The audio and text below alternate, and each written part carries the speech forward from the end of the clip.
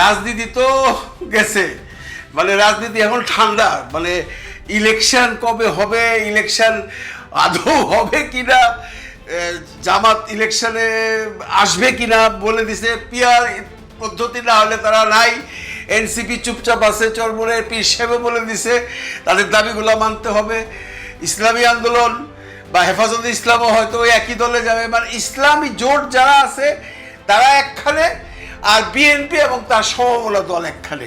রাজাকারের বাচ্চারা বলে এখন ঢাকা বিশ্ববিদ্যালয়ের গোলাম আজমের ছবি টাঙ্গায়, এরা রাজাকারের বাচ্চা, এরা বাংলাদেশ মানে না। যারা নিজামীর ছবি, গোলাম আজমের ছবি ওখানে টাঙ্গায়, যারা এরা বাংলাদেশ মানে না, এদের ভিতরে হলো পাকিস্তান। এটা এনসিপি তো টাঙ্গায়, এটা হচ্ছে ছাত্র শিবিরের কাজ। ও ছাত্র শিবিরই তো বলতেছি আমি। জামাত শিবিরের প্রতিবাদের কাছে হার মেনে পিছু হটে পরাজিত হয়ে ক্ষমা চাইল ছাত্রদল। না, ক্ষমা চাইলে হবে না, ছাত্রদল নেতার বিরুদ্ধে আইনি পদক্ষেপ নিতে হবে, তাকে গ্রেপ্তার করতে হবে, তার বিরুদ্ধে মামলা হতে হবে এবং বিএনপি ছাত্রদলের সাংগঠনিক ব্যবস্থা নিতে হবে।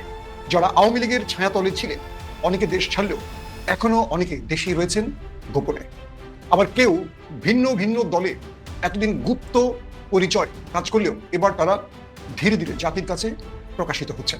আসসালামু আলাইকুম দর্শক, নতুন একটি খবরে আপনাদের সবাইকে স্বাগতম। আশা করছি আপনারা ভিডিওর শুরুটা দেখেই বুঝতে পেরেছেন আজকের নিউজটা ঠিক কতটা গুরুত্বপূর্ণ হতে চলেছে এবং ঠিক কোন দিকটাকে ইঙ্গিত করছে। তাই বলবো দর্শক, যারা ভিডিওটি দেখতে শুরু করেছেন তারা অবশ্যই নিউজটি না টেনে সম্পূর্ণ মনোযোগ সহকারে দেখবেন, তাহলে এই বিষয় সম্পর্কে আসল তথ্যগুলো জানতে বা বুঝতে পারবেন। তো প্রিয় দর্শক, আমি আর কথা বাড়াবো না। ভিডিওর শুরুতে আপনাদের যেই ভিডিওগুলোর অংশবিশেষ দেখিয়ে শুরু করেছিলাম সেই ভিডিওগুলোর বিস্তারিত আলোচনা দেখব। তবে তার আগে অনুরোধ, যারা এখনো চ্যানেলটি সাবস্ক্রাইব করেননি সকলে চ্যানেলটি সাবস্ক্রাইব করে পাশে থাকা বেল আইকন বাজিয়ে দিন, আর যারা ইতিমধ্যে সাবস্ক্রাইব করে রেখেছেন তাদেরকে অসংখ্য ধন্যবাদ। প্রিয় দর্শক, চলুন একটি লাইক দিয়ে আমরা ধারাবাহিকভাবে সবগুলো ভিডিওর বিস্তারিত আলোচনা দেখে আসি। নির্বাচন, হ্যাঁ, শখের নির্বাচন, শখের একটা ব্যাপার, তাই না? নির্বাচন করতে হবে, নির্বাচনটা হবে কি এরকম একটা প্রশ্ন কিন্তু এখন দেখা দিচ্ছে। নির্বাচন, হ্যাঁ, শখের নির্বাচন, শখের একটা ব্যাপার, তাই না? নির্বাচন করতে হবে, নির্বাচনটা হবে কি এরকম একটা প্রশ্ন কিন্তু এখন দেখা দিছে। ট্রেন ছাইড়া দিছে নির্বাচনে 5ই আগস্টে দক্ষিণ প্লাজা থেকে স্যারের ট্রেন ছাইড়া দিছে। সেদিন বলছিলাম 5ই আগস্টের কন্টেন্টটা যারা দেখছেন আমার তারা জানেন, আমি কিন্তু বলছি যে স্যারে দেখলো যে দেশের অর্ধেক লোক আমাকে ভালোবাসে, অর্ধেক লোক, তারা কারা? দাড়ি টুপিওয়ালা মানুষ, এবং সবাই বলতেছে যে এটা একটা জঙ্গি সরকার, কারণ এই সরকারের সাথে সম্পর্ক সমস্ত দাড়ি টুপিওয়ালা মানুষের। এটা যখন বলতেছে সবাই, ওই টাইমেই দেখেন একটা পরিবর্তন আসলো। এখন কিন্তু ওই কথাটা আর কেউ বলে না। স্যারে দেখছে যে দেশের অর্ধেক মানুষ আমার প্রশংসা করে আর অর্ধেক মানুষ প্রশংসা করে না, যার জন্য স্যারে বুঝছেন নলটা ঘুরিয়ে দিছে, জাস্ট এদিকের নলটা এদিকে কইরা দিছে। যারা বদনাম করতো এখন তারাই প্রশংসা করে, প্রশংসায় পঞ্চমুখ, এবং অন্য কেউ যদি বদনাম করে এই সরকারের সেটারও প্রতিবাদ করে, এবং নিজের লোক হইলেও প্রতিবাদ করে। যেমন ABM সাত্তার সাহেব, উনি আমাদের প্রধানমন্ত্রী বেগম খালেদা জিয়ার একান্ত সচিব ছিলেন, এখন না, অনেক আগের কথা, এবং ওই কারণে আওয়ামী লীগ আমলে ওনার চাকরি বাকরি সবই গেছে, নির্যাতন হয়েছে, জুলুম হয়েছে ওনার উপরে, যেহেতু উনি বেগম খালেদা জিয়ার একান্ত সচিব ছিল। কিন্তু সেই মানুষটাকে তো আর আপনি ফেলে দিতে পারবেন না, তার একটা গুরুত্ব আছে তো ভাই। এখন এই 5ই আগস্টের পরে নিশ্চয়ই উনি চাকরি ফেরত পাইছে অথবা পাবে, জানি না, বেশি কিছু জানি না, কিন্তু এই মুহূর্তে উনি খুব গুরুত্বপূর্ণ একজন মানুষ, কারণ উনি বেগম খালেদা জিয়ার সচিব ছিলেন। উনি কি বলছেন, ভয়াবহ কথা তো ভাই।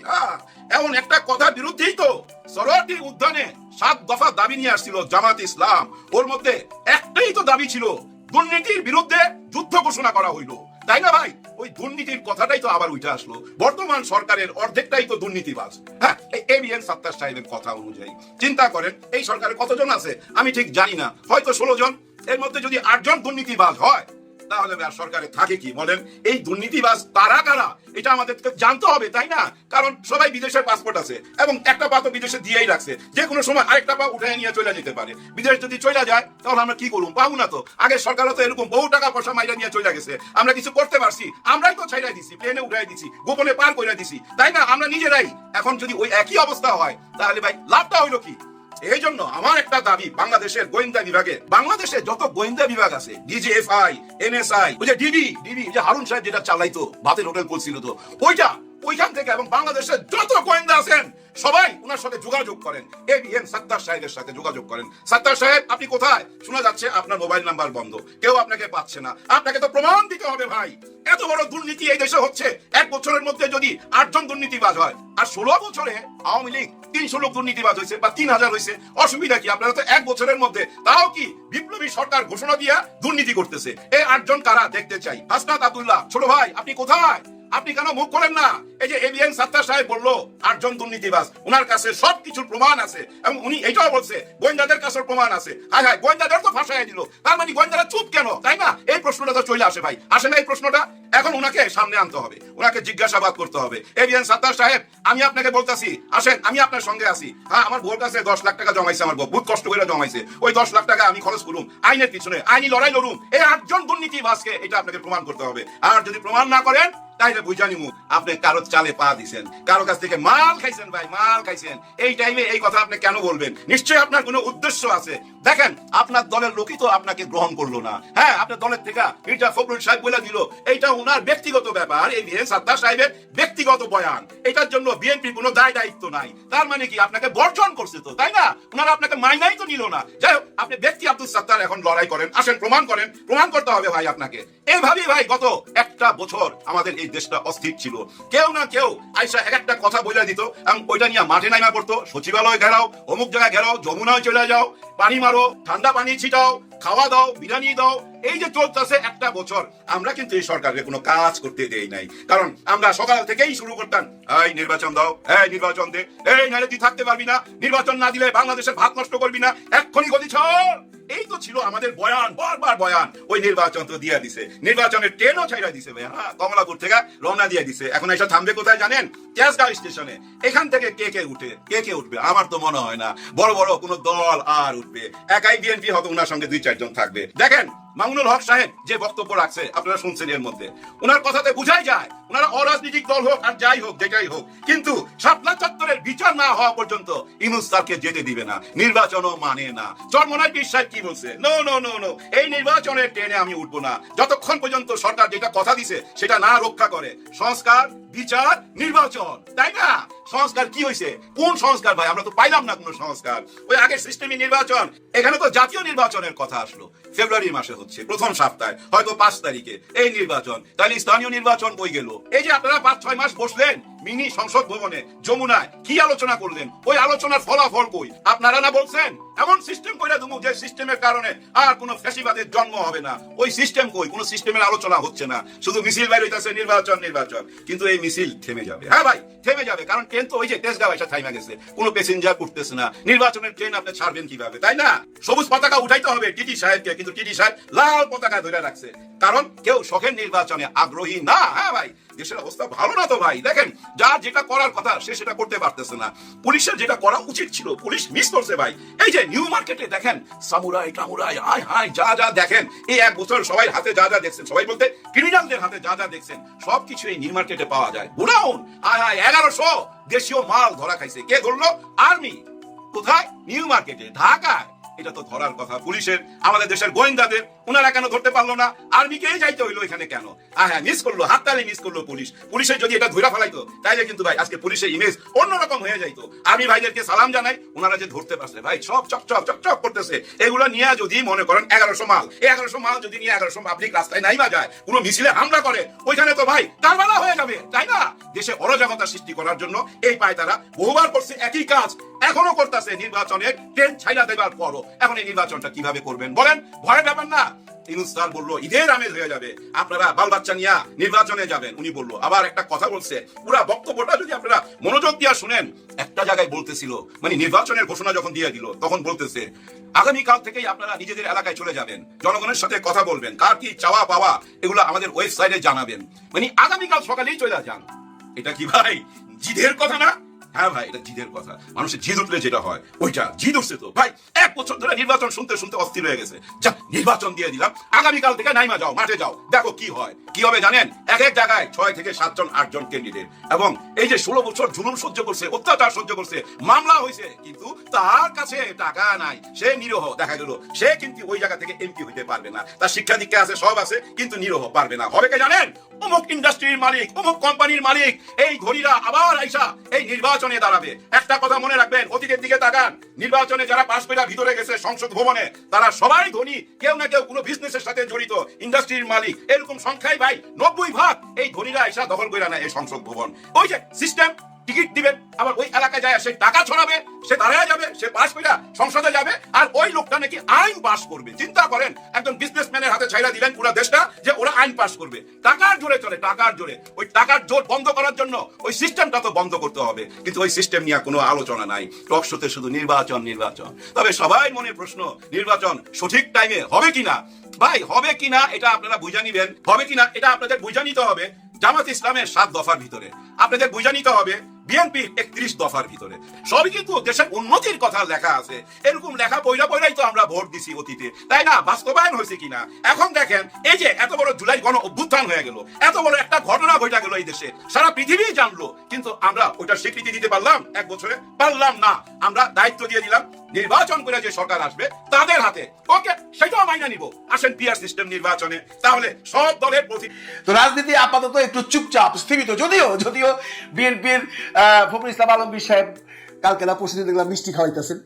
হইতে পারে তারা তো মোটামুটি ধরে নিচ্ছে যে ইলেকশন হইলে তারা সরকার গঠন করবে, এবং তারেক রহমান সাহেব কোথায় থাকবেন সেটা নিয়েও আলোচনা হচ্ছে। এগুলো সব রাজনৈতিক আলোচনা, এগুলো আজকে আর বাদ দিয়ে আজকে অন্য প্রসঙ্গে আলোচনা করি, কারণ রাজনীতি তো বেশ কিছুদিন অনেক কিছুই হলো, রোজই রাজনীতি আলাপ করি। আজকে রাজনীতির সাথে একটু বিনোদন বিষয় দিই না। আপনারা অনেকেই সারোয়ার তুষার আর নীলা ইসরাফিল, এই দুজনের একটা বাক বিতণ্ডা নিয়ে, এবং দুইজনের একটা ঝগড়া বিবাদ নিয়ে, দুইজনের একটা টেলিফোন কনভারসেশন নিয়ে অনেকদিন আলোচনা ছিল। এরকম ইন্টারেস্টিং ছিল, অনেক সুন্দর সুন্দর শব্দ ব্যবহার করা হয়েছিল সেই টেলিফোন কনভারসেশনে। যারা শুনছেন, যারা শুনেন নাই শুনে নিয়েন। আমি আর শোনাইতে চাই না, কারণ এটা একটা পুরনো আলাপ। কি শব্দ ব্যবহার করা হয়েছিল, যদিও এটা নিয়ে অনেকে অনেক ধরনের বাজে মন্তব্য করছেন, কিন্তু ভাই আমি একটা কথা বলি, পৃথিবীতে খুব কম পুরুষ মানুষ আছে, খুব কম। আপনার গায়ে আবার লাগাই দিয়েন না যে সুন্দরী কোনো মেয়ের হানি ট্রেপের না করে। আপনারা দেখলেন তো গত 2-3 দিন আগে গোলাপি নামে একটা মেয়ের হানি ট্রেপে পড়া একজন সাংবাদিক মারা গেল। এক ভদ্রলোক বাচ্চারা, উনি ব্যাগ থেকে টাকা তুলে আসতেছে, গোলাপি তারে হানি ট্রেপ করছে, ভদ্রলোক তখন বুঝা ফেলছে, ওইখান থেকে ভাইগা গেছে, থাপ্পড় টাপ্পড় মাইয়া ওইটা ভিডিও করতে যে একজন মারা গেল। বলে হানি ট্রেপ এমন একটা বাজে জিনিস বা এমন একটা ভয়ানক জিনিস, যারা করছে তারা জানে এখান থেকে বাঁচার কোনো উপায় নাই। আর যদি মেয়েটা একটু সুন্দরী হয়, ভাই খুব কম পুরুষ মানুষই আছে ওইখান থেকে সরে দেব। একটু হলেও ঘুরতে চাই মানে ছোটবেলা একটা গল্প শুনতাম, পুরুষ মানুষের ক্যারেক্টার নাকি এরকম যে আপনি যে একটা আম গাছের নিচ দিয়ে যান, যদি দেখেন যে গাছে আম পাইকা রয়েছে, তারপরে ঢিল দিবেন, পড়লে খাইলাম, না পড়লে খাইলাম না। তো পুরুষ মানুষ হচ্ছে এরকম, যদি কোনো সুন্দরী মেয়ে মানুষ তার দিকে একটু হাসি টাসি দেয় বা একটু কথাবার্তা বলে, সে তখন চান্স দেয়। আর যিনি বলবেন না আমি এই ক্যারেক্টারের না, তাকে অনেকেই বলে ও আসলে কিছু পারেই না। অন্যভাবে নিয়ে নেবে কেউ, এটা আমি যার সাথে যোগ করলাম। আর এই ভিডিওটা যারা বাচ্চা তারা দেখেন না, শুধু প্রাপ্তবয়স্ক তারাই দেখেন, কারণ এগুলো কিছু সিনসিনারি দেখাবো আমি, এমন আমার কিছু না, তবুও বাচ্চাদেরকে একটু দূরে রেখেন। এই নীলা ইসরাফিল, কে এই নীলা ইসরাফিল? আপনারা অনেকে হয়তো জানেন, যারা জানেন না তাদের জন্য বলি, আমাদের যে এই নতুন সরকার হয়েছিল, নতুন যে উপদেষ্টা হয়েছিল হাসান আরিফ সাহেব, ওনার ছেলের বউ, তার ছেলের সাথে তার কি ডিভোর্স নাকি গন্ডগোল, সে নীলা ইসরাফিল বলে তার স্বামী মেন্টালি ডিসঅর্ডার এবং রিহ্যাবে ছিল, ওনার বাচ্চাদেরকে হাসান আরিফ সাহেব আটকায় রাখতো। এবং এই নীলা ইসরাফিল হাসান আরিফ সম্পর্কে, একটা বয়স্ক ভদ্রলোক সম্পর্কে, একজন সম্মানীয় ব্যক্তি সম্পর্কে এমন কথা বলছেন, হাসান আরিফ নাকি তার সাথে মানে চিন্তা করেন, আমি আর বলতে চাইতেছিলাম। এই নীলা ইসরাফিল বলে আমি এনসিপি থেকে পদত্যাগ করছি, কিন্তু এনসিপির কেউই বলে নাই যে নীলা ইসরাফিল এনসিপির কোনো সদস্য। নীলা ইসরাফিল বৈষম্য বিরোধী আন্দোলনের সময় রাস্তায় ছিল, কিন্তু এনসিপি সৃষ্টি হওয়ার পরে নীলা ইসরাফিল এনসিপি কোনো কিছুই না। নীলা ইসরাফিল এনসিপির আগে যে জাতীয় নাগরিক কমিটি ছিল ওইখানে সে ধানমন্ডি বা কোথাও একটা সদস্য ছিল, বাট এনসিপি পয়দা হওয়ার পরে নীলা ইসরাফিলের এনসিপিতে কোনো জায়গা নাই এবং তার কোনো পদ নাই। কিন্তু অনেকেই লিখতেছেন এনসিপি থেকে উনি পদত্যাগ করেছেন, যার কোনো পদ নেই সে আবার পদত্যাগ করে কেমন করে। যাই হোক, আমরা আসল প্রসঙ্গে আসি। এই সুন্দরী মহিলা হানি টেপে ফেলাইছিল সারোয়ার তুষারকে। সারোয়ার তুষার সম্পর্কে আপনারা জানেন, তুখোর বক্তা, অসম্ভব সুন্দর করে বাংলায় কথা বলে, শুদ্ধ উচ্চারণ করে, যুক্তি দিয়ে কথা বলে, টকশোতে তার সাথে আইসা এখন টকশোতে কম্পিটিশন করবে এমন লোক বাংলাদেশে খুঁজতে হবে, সবাই পারবে না। এবং এনসিপিতে যতগুলো নেতা আছে সবচাইতে তুখোর বক্তৃতাবাজ, সবচাইতে তুখোর পড়াশোনা আছে, সবচাইতে তুখোর তার বাচন ভঙ্গি। এই ছেলেটা উঠে গেছিল, এই ছেলেটাকে একটা ট্র্যাপে ফেলানো হয়েছে। আমি ট্র্যাপই বলবো, কারণ নীলাজ রফিক এমন কোন একজন কেউ হয়ে যায় নাই যে উনি বিশ্ব সুন্দরী বিরাট কিছু গুড ক্যারেক্টার, তা তো না। তার সম্বন্ধে তো সবাই জানে। তার কিন্তু ভিডিও দেখবেন, ভিডিও দেখেন।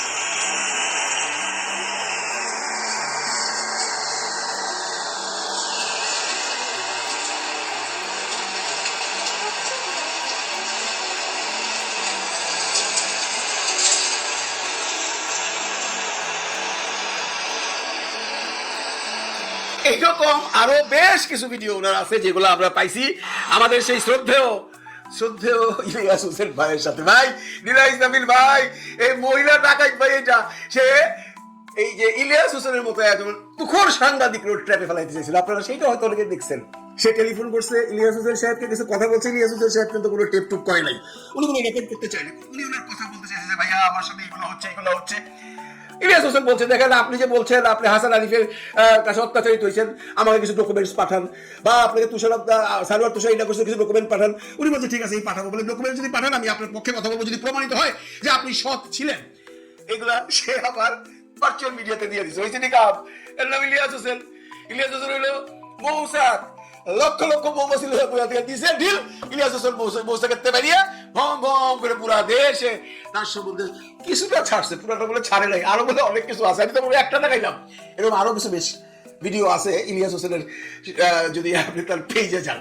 তো এই মহিলা বেসিক্যালি কি চায় এবং ওনার উদ্দেশ্য কি, এটা নিয়ে অনেক কন্ট্রোভার্সি আছে। এখন তুষার সাহেব বলতেছে বা অনেকেই ধারণা করতেছে তুষারকে রাজনীতি থেকে মাইনাস করবার জন্য একটা গ্রুপ তাকে রিক্রুট করছে। এটা আমারও মনে হয় ভাই, কারণ তুষার একটা পুরুষ মানুষ, তুমি দেখতে শুনতে একটু সুন্দরী, তুমি যদি ওর একটু চান্স দাও, তুষার তো চাইতেই পারে। এটা খুব বড় অন্যায় হয়ে যায়, এটা কি খুব বড় অন্যায় হয়ে যায়? আপনি বলেন তো ভাই সত্যি করে, আপনি যদি একদম ন্যায় 100% মানে ইসলামিক মাইন্ডেড না হন, 100% যদি আল্লাহ কোরআনের মানেন, 100% যদি আপনি 5 ওয়াক্ত নামাজ পড়েন এবং কোন রকম বাইরের কোনো মেয়ের দিকে তাকান না, যে ওই ক্যারেক্টারের আপনি কেউ হন, ওনাদের বাদ দিয়া সাধারণ মানুষ যারা সাধারণ জীবনযাপন করে, স্কুল কলেজ অফিসে আদালতে চাকরি করে, তাদের মধ্যে যদি কোনো একজন পুরুষকে, একটা মোটামুটি সুন্দরী মহিলা কোনো কিছু লোভ দেখায়, সে কিন্তু ফিরে আসতে পারে না। তুষার আব্দুল্লাহ কি করছে? তুষার আব্দুল্লাহ যদি কইয়া থাকে অনলাইন কি করছে ভাই, এই মহিলা তুষার আব্দুল্লাহকে আসলে ফালাই দেওয়া সারোয়ার তুষারের মানে রাজনৈতিক জীবনটাকে নষ্ট করে দিতে চাইছে। এবং তুষার বলতেছে, প্রায় সময় বলতেছে, আজকে একটা ইন্টারভিউ যে নাগরিক টিভির দেখলাম, উনি একটি কথা বলুন, উনি কাউকে দোষারোপ করে নাই। উনি যেটা বলতে চাচ্ছেন সেটা হলো যে একে পুট করা হয়েছে, একে কেউ বা কাহারা তুষারের রাজনৈতিক জীবনটা শেষ করবার জন্য এই সমস্ত কথাবার্তা বলা হচ্ছে এবং বাজারে এগুলো ছাড়া হচ্ছে। আরে ভাই, যদি তুষারের মনে কিছু থাকতো তাহলে তুষারও টেপ করতো। তুষার তো কোনো কিছু রেকর্ড করে না, রেকর্ড তো করতে দিলা। এবং এর যে অভ্যাস আছে সেটা সেই ইলিয়াস সাহেবের সাথেও করছে। এবং আপনি যদি কখনো ফোন করে কথা বের না, ও কিন্তু সব টেপ করবে, টেপ মহিলা। এটা হলো একটা নষ্টা মহিলা, এর কাজে এটা। এখন সে লাস্টে যেটা করছে সেটা তো ভয়াবহ একটা কাজ করছে। সেটার আগে আরেকটা কথা বইলা ওইখানে যেটা আছে সেটা হলো যে আজকে আবার কেন এই মেয়েকে নিয়ে এত আলোচনা হচ্ছে। আজকে উনি আবার একটা ফেসবুকে একটা ভিডিও দিছে, সেটা দেখার পর আপনি নিজেও বুঝবেন যে এই মহিলা কত বড়। দেখেন সে কি উদ্দেশ্যে আমি বলছি, এবং এনসিপি যারা হচ্ছে আমাকে নিয়ে নোংরা খেলায় মেতে উঠেছে তাদের উদ্দেশ্যে আমি বলতে চাই, আপনারা যদি এই মিথ্যা প্রচারণা থেকে বিরত না থাকেন তাহলে আমি বাধ্য হব তুষার আমার সাথে নেপালে বসে যেসব ভিডিও আমাকে পাঠিয়েছে, যেসব নগ্ন জিনিস আমার কাছে আছে, সেগুলো আমি প্রকাশ করতে বাধ্য হব। চিন্তা করছেন তুষার কবে কোন লগ্ন জিনিস বানাইছে? লগ্ন জিনিস কিছু বুঝুনি, টুনটুনি বানাইছে বোধ, তাই না? তো টুনটুনি দেখলে কি ভাই মহিলা? আরে টুনটুনি তো ভাই হারুন একটাও দেখছে, কি হয়েছে? হারুন লজ্জা পাইছে? দেন টুনটুনি কি হবে? কারে ভয় নেন আপনি? এটা পুরুষ মানুষ। আপনি যদি দেখাইতেছে, আপনি যদি টুনটুনি দেখা, তাহলে আপনি টুনটুনিও দেখা দিন লোক আছে বাংলাদেশে, তখন পেয়ে যাইবেন। যদি আপনার কোনো লাশ শরম আছে বলে আমার মনে হয় না আপনার কোনো লাশ শরম আছে, তাহলে আপনি এত কিছু করতেন না, ওইখানে চাইবা যেতেন। আপনি যদি কোনো পুরুষ মানুষ বলে আমি তোমাকে চাই, মানে শব্দটা বললাম না, লয়া করে লাগ হয়ে গেলে গান শীত হয়ে গেলে চাই। আপনি তো মানে অন্য কোনো ভদ্র মহিলা হইলে তো ওই লোকের সাথে ওইখানেই সম্পর্ক নষ্ট করে দিতেন, ওর টেলিফোন ওইখানেই কবর দিয়ে দিতেন, ওর সাথে জীবনে ওর জন্য চেহারা দেখতে না হয় সেই ব্যবস্থা করতেন। এবং এই ব্যাপারটা আপনি আপনার ফ্যামিলিকেও বলতেন না যে এমন বলে একটা কথা আমাকে বলে বলেছে, কিন্তু আপনি সেটা না করে আপনি এটা ভাইরাল করছেন। তাহলে আপনি কোন জাতের মানুষ? মানুষটা বোঝে? বাংলাদেশের মানুষরা তো বোকা চোখা ভাবেন নাকি? বাংলাদেশের মানুষ বোঝে না? হ্যাঁ। আর লেটেস্ট হইলো যেটা লাস্ট যে বিস্ফোরক কারবারটা করছে, সেইটা শুনলে আপনাদের মাথা খারাপ হয়ে যাবে। দেখেন সে কি ভাবছে। এই গণঅভ্যুত্থানটা একটা ম্যাটেরিয়ালিস্ট ডিজাইনের মধ্যে পড়ে।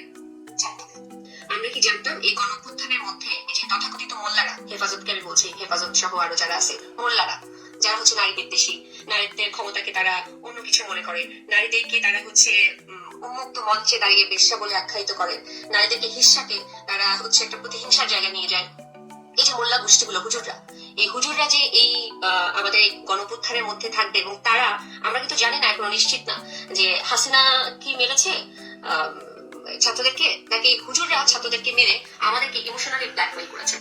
ভাই এটা কি বলবো ভাই, এই যে কথাটা শুনছেন তো আপনারা, গায়ের লোম দাঁড়ায় যায়। সে বলতে চাচ্ছে এই যে 24-এর আন্দোলন ছিল, সেখানে যে ছাত্রদেরকে মারা হয়েছে সেটা হাসিনা নাও মারতে পারে, সেটাকে নাকি মোল্লারা মেরেছে, মানে শিবির, হেফাজতে ইসলাম, এরা। কেন ইমাজিন কত বড় কথা সে বলছে। এত বড় সাহস কোত্থেকে পাইলো? আমি যা শুনলাম উনি দেশে নাই। উনি দেশে থাকলে তো কি হইতো আপনারা জানেন।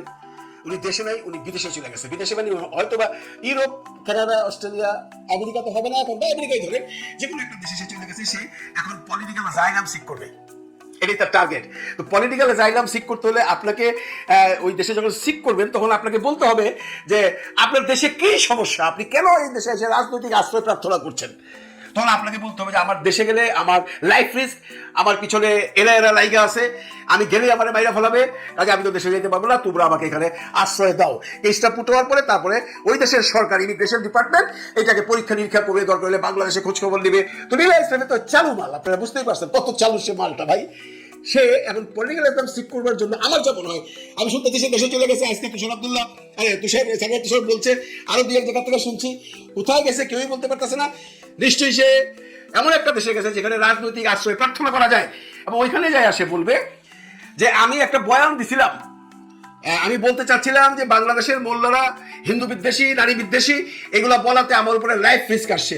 তাহলে এই কথাটা বলে দিব যে আমার মনে হয় ওই যে আমরা আন্দোলন করেছিলাম, সেই আন্দোলনের মধ্যে এরাও এই আন্দোলনে ছাত্রদের উপর গুলি করতে পারে, আমার আন্দাজ। আমি এটা বলে ফেলেছি। আর হেফাজত তো আমার উপরে, বা ইসলামী ঐক্যজোট বলেন, বা ইসলামের সমস্ত দল আমার পিছনে লেগে গেছে।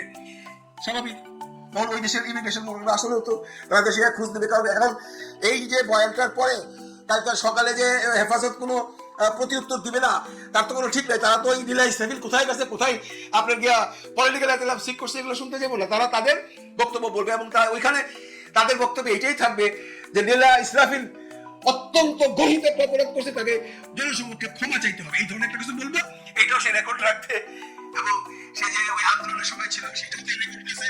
এখানে তুষারের যে সেই সেক্সুয়াল হ্যারাসমেন্টের কল রেকর্ড সেটা দেখাইবো না, কারণ সেটা দেখাইলে ইউরোপিয়ান আমেরিকানরা বলবে ওই তো কি হয়েছে তোর, আর কি এর জন্য তোর কি দেশে কোনো প্রবলেম?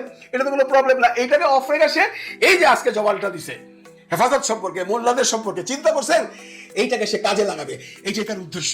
আমি আপনাদের বলে রাখি, যারা ভাই বিদেশে আসেন, বিশেষ করে সুইডেনে আসে, আমি তোর বিরুদ্ধে যে দাঁড়াবো সমস্ত ডকুমেন্টস দিয়া।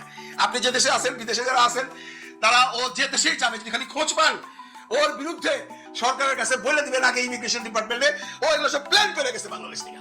এগুলো সব মেডিকেল পদ্ধতিতে সেই একটা প্ল্যান করছে, এইসব পলিটিক্যাল এজেন্ডা সিক করতেছে। তোমরা খোঁজ দিয়া দেখো, এর আসলে কোনো প্রবলেমই নাই, এগুলো কইলেন। কারণ এই সমস্ত লোক আইসা এই ইউরোপের যে দেশে আসবে ওই দেশটাকে গামলা করে বলাইবো ভাই। বাংলাদেশ তো গামলা করছেই, আর বাকি দেশে ইউরোপ, আমেরিকা, অস্ট্রেলিয়া, কানাডা, সেদিকে খেয়াল রাখে। তো যাকে বন্ধুরা অনেক ফালতু পেঁচাল পারলাম, অবশ্য ফালতুও না, কারণ তুষারের জন্য আমার মায়া হচ্ছে। কারণ এত ভালো একজন বক্তা, ভালো একজন রাজনীতিবিদ, ওকে ফিনিশ করবার জন্য যারাই প্ল্যান করছেন তারা কাজটা ভালো করেন নাই। কারণ এক তুষারকে যদি আপনারা দমায় দেন এরকম হাজার তুষার জন্মগ্রহণ করতে পারে। আজকালকার এই জেনজির পোলাপান সব ট্যালেন্টেড। কয়টা তুষারকে আপনারা আটকে রাখবেন? আর কয়টা নীলা ইসলামী আপনাদের হাতে আছে? এরকম নীলা ইসলামীর তো বাংলাদেশের ঘরে ঘরে নাই। ওর মতো মেয়ে যেন বাংলাদেশের ঘরে একটাও পয়দা না হয়, সেই জন্য আল্লাহর কাছে দুই হাত তুলে দোয়া করেন। কারণ এ শুধু মানব বিরোধী না, এ ধর্ম বিরোধী, এ ইসলাম বিরোধী, এ মোল্লাদের বিরোধী। এর জায়গা তো কোথাও দেওয়া উচিত না। ভালো থাকবেন সবাই, ভালো থাকবেন সবাইকে, আল্লাহ হাফেজ। পালিয়ে গেলেও তার দোসররা বিভিন্ন অবয়বে, বিভিন্ন আবরণে, বিভিন্ন নামে, বিভিন্ন মুখোশে এখনো অ্যাক্টিভ কাজ করছে বাংলাদেশে। যারা আওয়ামী লীগের ছায়াতলে ছিলেন, অনেকে দেশ ছাড়লেও এখনো অনেকে দেশেই রয়েছেন গোপনে। আবার কেউ ভিন্ন ভিন্ন দলে এতদিন গুপ্ত পরিচয় কাজ করলেও এবার তারা ধীরে ধীরে জাতির কাছে প্রকাশিত হচ্ছে। বিএনপি নামক দলটিকে আমরা চিনি দুভাবে। এক, শহীদ জিয়াউর রহমানের হাত ধরে স্বনির্ভর বাংলা গড়ার এক জনপ্রিয় দল, যে দলটির আজ পর্যন্ত মানুষের হৃদয়ে স্থান করছে জিয়াউর রহমান এবং বেগম খালেদা জিয়ার কল্যাণ রাষ্ট্র গড়ার স্বপ্নকে মাথায় রেখে। কিন্তু বর্তমান সময়ে এসে সেই বিএনপি ক্রমান্বয়ে, যদি আমি বলি যে ভিন্ন মতের গ্রিপে আটকে যাচ্ছে। এখন প্রশ্ন করবেন যে বিএনপি ভিন্ন মতের গ্রিপে আটকে যাচ্ছে কি করে? যারা আমার থাম্বনেল দেখেছেন, কয়েকটা ছবি দেখেছেন, বিগত 16 বছর যদি হিসেব করি, 18 বছরের অধিক সময় বিএনপি জামাত সহ 20 দলীয় জোট একটা ফ্যাসিস্ট রেজিমের বিরুদ্ধে লড়াই করেছে। বিএনপির অনেক নেতার প্রাণ চলে গেছে, জামাতের শীর্ষ নেতাদের প্রাণ গেছে। বিগত 16-17 বছরে বিএনপি এবং জামায়াতকে আমরা দেখিনি একে অপরের দিকে আঙুল তুলতে। বিষয়টা ভালো করে খেয়াল করবেন। বিগত যদি হিসেব করি 18 বছর, হাসিনার 16 বছর, আরো 2 বছর, আমরা বিএনপি এবং জামায়াতে ইসলামীকে দেখিনি একে অপরের দিকে আঙুল তুলতে, কিংবা বিএনপির একজন নেতাকে বলতে শুনিনি জামায়াত যুদ্ধাপরাধী, মানবতা বিরোধী বা রাজাকার। 18 বছরে বিএনপির কোন নেতার মুখে এই শব্দটা আমরা শুনিনি, কিন্তু এখন বিএনপি এই কথাটি বলছে। গত 18 বছর বিএনপি জামাত সম্মিলিত কেবল বলে গেছে শেখ হাসিনাকে, আওয়ামী লীগের শেখ হাসিনাকে বা আওয়ামী লীগের নেতাদের, কিন্তু তারা একে অপরকে কখনো কিছু বলেনি। প্রশ্ন করবেন তাহলে এখন কেন বলছে একে অপরকে? গত 18 বছর জামাত রাজাকার ছিল না বিএনপির চোখে, কিন্তু এখন রাজাকার কেন? এর একটা উত্তর আছে। উত্তরটা হলো, আওয়ামী লীগ যখন জামায়াতকে তার কোলে টেনে নিয়েছিল, জামাত তো অনেকের কোলে চড়ার একটা অভ্যাস আছে, জামাতে কম বেশি বোঝেন, কখনো বিএনপির কোলে চড়ে, কখনো আওয়ামী লীগের কোলে চড়ে। তো বিএনপির কোলে যখন চড়েছিল তখন আওয়ামী লীগ বলেছিল জামাতকে রাজাকার, আল বদর বা আরো অনেক কিছু। সেই জামাত যখন জামাতের কোল ছেড়ে, বিএনপির কোল ছেড়ে আওয়ামী লীগের কোলে চেপে বসলো, তখন বিএনপি জামায়াতকে রাজাকার বললো, কিন্তু আওয়ামী লীগ তাদেরকে রাজাকার বললো না। গল্পটা এখানে শেষ নয়। এরপর হাসিনার রেজিমের পরিবর্তনে 1/11 এর পর বিএনপি জামাত সহ বাকি দলগুলো 20 দলীয় জোট গঠন করলো। এরপর আমরা একে অপরকে কখনো শুনিনি রাজাকার বলতে, বরং তারা একে অপরের মিলে হাসিনাকে টাফ টাইম দেওয়ার জন্য 16টা বছর বিভিন্ন রকম আন্দোলন করেছে। দেশে জ্বালাও পড়া হয়েছে, দেশে অসহযোগ হয়েছে, হরতাল হয়েছে, বহু কিছু হয়েছে। নেপথ্যে কে করেছে, কারা করেছে সেই বিশ্লেষণে না যায়, কিন্তু দেশে একটা বড়সড় আন্দোলন আমরা দেখেছি। এই আন্দোলনগুলো ছিল মানুষের, মানে কি বলে, দলীয় আন্দোলন, সর্বস্তরের মানুষের আন্দোলন না। সর্বস্তরের আন্দোলন বা বিপ্লব যেটি হয়েছে সেটি হলো 24-এ এসে বৈষম্য বিরোধী আন্দোলনের মাধ্যমে। প্রশ্ন হলো, যখন 25-এ এসে বিএনপি জামাত, যারা প্রায় 18 বছর একজোটে ছিল, এক ঘরে ছিল, এক মতে ছিল, এক পথে ছিল, তারা এখন একে অপরকে টার্গেট করছে কেন? এর প্রধান কারণ হলো আওয়ামী লীগ চলে গেছে এই মাঠ থেকে। বিএনপির প্রতিদ্বন্দ্বী বা বিএনপির সামনে চ্যালেঞ্জিং মুহূর্তে দাঁড়িয়ে গেছে, চ্যালেঞ্জিং পদে দাঁড়িয়ে গেছে, চ্যালেঞ্জিং চেয়ারে বসে গেছে জামাত ইসলাম, মাঠে আওয়ামী লীগে। যেহেতু তাদের প্রধান শত্রু নেই, সেহেতু দুই বন্ধু এখন নিজেরাই শত্রু হয়ে গেছে, কারণ দুজনেরই দরকার ক্ষমতার চেয়ার। আমরা সাম্প্রতিক সময় যে বিষয়টি সর্বাধিক দেখছি, বিএনপির প্রতিটি সভা সমাবেশে ছাত্রদল, যুবদল, কৃষক দল, যত তাদের অঙ্গ সংগঠন আছে, গ্রাম, ইউনিয়ন, থানা, উপজেলা, জেলা, বিভাগ, রাজধানী, প্রত্যেকটি জায়গায় দেখছি স্লোগান একটি, রাজাকার। অথচ এই রাজাকার শব্দটি উচ্চারণ করে শেখ হাসিনা তার ক্ষমতার কফিনে শেষ পেরেকটি গেড়েছিলেন। ছাত্ররা এক সঙ্গে স্লোগান তুলেছিল, তুমি কে, আমি কে, রাজাকার রাজাকার। তো যে শেখ হাসিনা রাজাকার শব্দটি উচ্চারণ করে তার গদি হারালেন, সেই রাজাকার শব্দটি এখন বিএনপির প্রধান উপপাদ্য হয়ে গেছে। আসলে ঘটনাটা, যেহেতু আগামী নির্বাচনে বিএনপি এবং জামাত প্রধান প্রতিদ্বন্দ্বী হচ্ছে, আওয়ামী লীগ নেই, তাই এই দুটো দল দুটো ন্যারেটিভ তৈরি করছে। বিএনপি তৈরি করছে জামাতের উপর রাজাকার ন্যারেটিভ। জামাত দর্শক, আশা করি সবগুলো ভিডিওই আপনি মনোযোগ সহকারে দেখেছেন। সেই সাথে দর্শক, এই ভিডিওগুলো সম্পর্কিত যদি কোনো তথ্য বা মতামত থাকে তাহলে অবশ্যই কমেন্টস করে জানিয়ে দিন। এতক্ষণ সাথে থাকার জন্য ধন্যবাদ। আবার দেখা হবে আগামী ভিডিওতে কোনো নতুন টপিকস নিয়ে। সকলের সুস্বাস্থ্য কামনা করে বিদায় নিচ্ছি। আল্লাহ হাফেজ।